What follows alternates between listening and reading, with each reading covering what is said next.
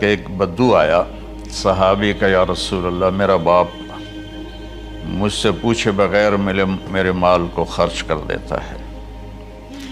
آپ نے فرمایا بلاؤ گئی۔ جب اسے پتہ چلا کہ میرے بچے نے میری شکایت کی ہے تو اسے بڑا دکھ ہوا، تو اس نے دل ہی دل میں چند اشعار پڑھے، زبان پہ ادا نہیں، دل میں آئے۔ تو جب وہ مسجد میں انٹر رہا تو جبریل پہلے ہی آئے بیٹھے تھے کہ یا رسول اللہ، اللہ فرما رہے ہیں اس سے کہو کہ پہلے وہ اشعار سنائے جس کو اس کے کانوں نے نہیں سنا، لیکن اللہ نے من فوق عرش ہی سن لیا ہے، عرش کے اوپر اللہ نے سن لیا ہے۔ تو آپ نے اس سے ارشاد فرمایا کہ تمہاری بات ہم سنتے ہیں باپ بیٹے کی، لیکن پہلے وہ شعر سناؤ جو تیری زبان سے ادا نہیں ہوئے، تیرے کانوں نے نہیں سنے، تیرے دل کی گونج تھی اور تیرے دل کی آہ اور فریاد تھی جو دل ہی میں گھٹ کے رہ گئی، اسے اللہ نے سنا ہے۔ وہ کہتا ہے سناؤ۔ کہنے لگا یا رسول اللہ، آپ کا رب ہر وقت ہمارے ایمان کو آپ پر زیادہ سے زیادہ بڑھاتا رہتا ہے، اس ذات کی قسم جس کے قبضے میں میری جان ہے۔ یہ چند میرے دکھ بھرے خیالات الفاظ کی شکل میں ڈھلے، لیکن میری بزم تصور میں ہی رہے اور وہیں دفن ہو گئے، باہر نہیں نکلے، میری زبان سے ادا نہیں ہوئے، میرے کانوں نے نہیں سنا، آپ کے رب نے سن لیا۔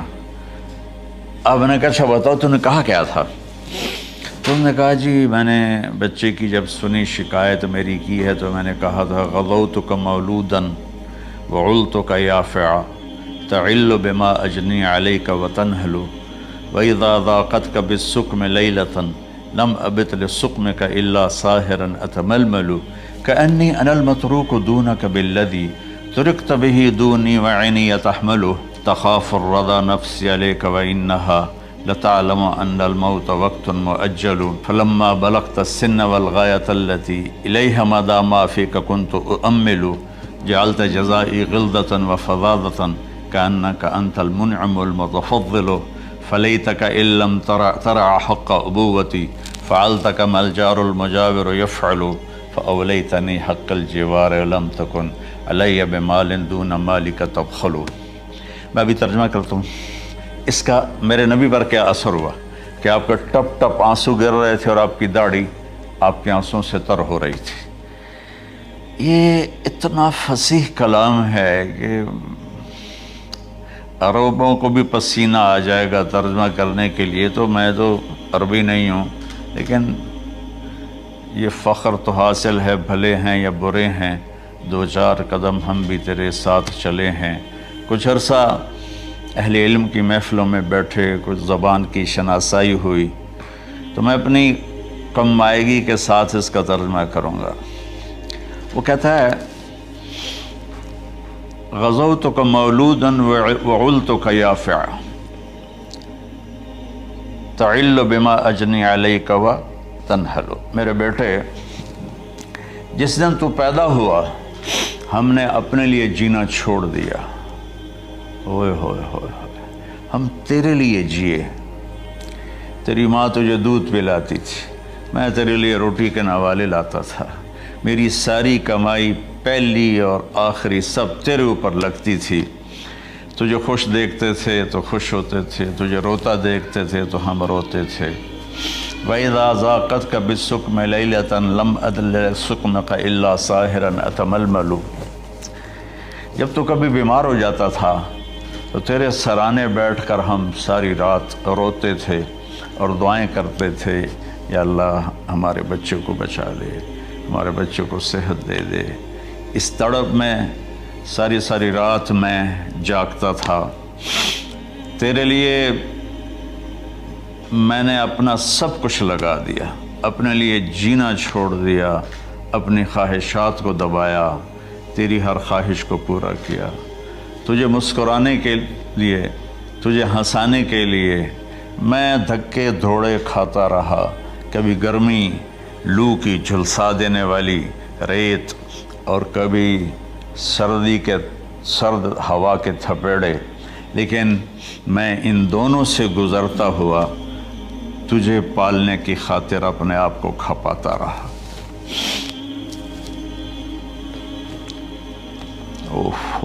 فلما بلغت السن والغایۃ التی الیہ مدی ما فیک کنت اؤمل، بیٹا میں نے اپنے ہڈیوں کا رس بھی تیرے اندر ڈال دیا، صرف کمائی نہیں، میں نے اپنے ہڈیوں کا رس تیرے اندر ڈالا، میں نے جو کچھ تھا تیرے اوپر قربان کیا، تجھے مسکراتا دیکھ کر میں اپنے غم بھولتا تھا، تجھے ہنستا دیکھ کر مجھے دکھ بھول جاتے تھے، اور پھر آہستہ آہستہ آہستہ میری ہڈیوں کا گودا، میری کمائی تیرے اندر گئی، اور تو ایک خوبصورت درخت کی طرح بڑھتا چلا گیا، بڑھتا چلا گیا، بڑھتا چلا گیا، بڑھتا چلا گیا، اور میری بڑھاپے نے کمر جھکا دی اور میں جھکتا چلا گیا، جھکتا چلا گیا۔ میرا خیال تھا کہ جیسے میں اس کی انگلی پکڑ کے چلتا تھا، اب میری باری ہے، یہ میری انگلی پکڑ کے چلے گا، جیسے میں اسے سینے سے لگاتا تھا، پیار کرتا تھا، جھولے جھلاتا تھا، باغ میں لے جاتا تھا، یہ ساری اس کی تعبیرات کے اندر داخل ہیں، الفاظ میں نہیں ہیں۔ تو مجھے خیال آتا تھا جب میں بوڑھا ہو جاؤں گا نا تو میرا بیٹا بھی مجھے ایسے ہی لے کے پھرے گا، میرا بیٹا بھی میری سنے گا۔ یہ 100 دفعہ پوچھتا تھا یہ کیا ہے، اور میں ہر دفعہ جواب دیتا تھا یہ ہے۔ تو اب میں بوڑھاپے میں اس سے بات کروں گا، یہ میری بات سنے گا، میں اس کو نوالے کھلاتا تھا، یہ مجھے روٹی کھلائے گا، میں اس کا انگلی پکڑ کے چلتا تھا، یہ میرا ہاتھ پکڑ کے چلے گا۔ میری کمر بڑھاپے نے جھکا دی اور میں ایک خشک پیڑ کی طرح ہو گیا، اور جوانی نے تیری کمر کو سیدھا کیا اور تو ایک تر و تازہ درخت بن گیا۔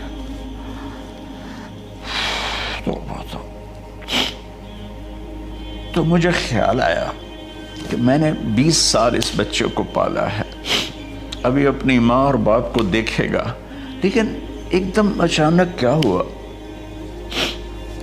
فلما بلغت السن والغایۃ التی الیہا مدی ما فیک کنت اؤمل، جب تو اس عمر کو پہنچا جس میں ہماری امیدیں تیرے ساتھ لگ گئیں، ہمیں بڑھاپے نے بے آسرا کر دیا اور تیری جوانی نے تجھے ہمت دے دی، تب ہمارا خیال آیا کہ اب یہ ہمارے ساتھ وہی کرے گا جو ہم نے اس کے ساتھ کیا۔ لیکن کیا ہوا، جعلت جزائی غلظۃ وفظاظۃ کأنک انت المنعم المتفضل، تو اتنا بدتمیز ہوا، تیری زبان چھری بن گئی، تیرا رویہ زہر بن گیا، اور میری ساری زندگی کی محنت کا بدلہ تو نے مجھے نافرمانی سے دیا، بد اخلاقی سے دیا، بدتمیزی سے دیا۔ میں حیرت بھری نظروں سے تجھے دیکھتا رہا، اور میں اپنی پچھلی 20 سالہ زندگی کو جھٹلاتا رہا کہ میرے خیال میں اس کا نوکر ہوں اور یہ میرا مالک، میں اس کا باپ نہیں، میں اس کا نوکر ہوں، کیونکہ ماں باپ کے ساتھ ایسا کوئی نہیں کرتا ہے، یہ میرا مالک ہے اور میں اس کا نوکر ہوں، اس لیے مجھے ڈانٹ رہا ہے۔ کتنے بچوں کو میں نے یہ کہتے سنا اپنے باپ کو، تو میرے واسطے آج تک کیتا کی، تو میرے واسطے آج تک بنایا کی، اور جو آپ بے بسی کی تصویر بنا ہوتا تھا وہ شکلیں بھی میرے سامنے ہیں۔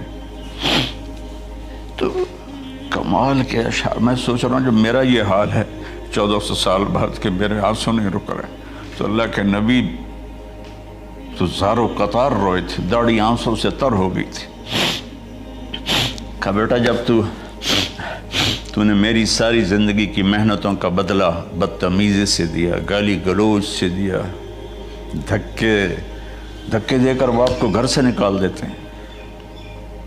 تو بیٹا میں یہ سمجھا کہ تو نے ایک خواب دیکھا تھا، تو نے ایک خواب دیکھا تھا کہ تو باپ ہے اور یہ بیٹا ہے۔ اصل حقیقت یہ ہے کہ یہ مالک ہے اور میں نوکر ہوں۔ پھر آگے کہتا فَلَيْتَكَ إِن لَّمْ تَرَ حَقَّ أُبُوَّتِي فَعَلْتَ كَمَا الْجَارُ الْمُجَاوِرُ يَفْعَلُ۔ اچھا چلو بیٹا، تو نے مجھے باپ تو نہ سمجھا، چلو ایک پڑوسی سمجھ لو۔ عرب میں پڑوسی کا بہت خیال کیا جاتا تھا، اور یہ عرب کی شان تھی کہ اپنے پڑوسی کو وہ عزت دیتے تھے جو اپنے گھر میں ایک دوسرے کو عزت دیتے تھے۔ تو اس نے پھر اس کی طرف اشارہ کیا کہ اگر میں تیرا باپ نہیں ہوں، تیرے رویوں کو دیکھ کر تو یہی لگتا ہے کہ میں تیرا نوکر ہوں، تو میرا مالک ہے، تو چلو اتنا تو کر دے جتنا ایک پڑوسی کے ساتھ کرتا ہے۔ فَأَوْلَيْتَنِي حَقَّ الْجِوَارِ وَلَمْ تَكُنْ عَلَيَّ بِمَالٍ دُونَ مَالِكَ تَبْخَلُ۔ تو پڑوسی پر تو عرب خرچ کرتے ہیں، تو بھی تھوڑا سا میرے اوپر خرچ کر دیتا اور تو بخیل نہ بنتا، اور میرے خوابوں کو چکنا چور کر دیا، میری امیدوں پر پانی پھیر دیا، میرے بڑھاپے کو ذلت اور رسوائی میں بدل دیا۔ اچھا میرا پتر جا خوش رہو۔ ماں باپ کہاں بد دعائیں کرتے ہیں؟ تو میرے نبی کی آنکھوں سے آنسو یہ ساری داڑھی تر ہو گئی، تو آپ نے اس کے بچے کو گریبان سے پکڑا اور جھٹکا دے کر دھکا دے کر دفع ہو جا، انت و مالک لابیک، تو اور تیرا سب کچھ تیرے باپ کا ہے۔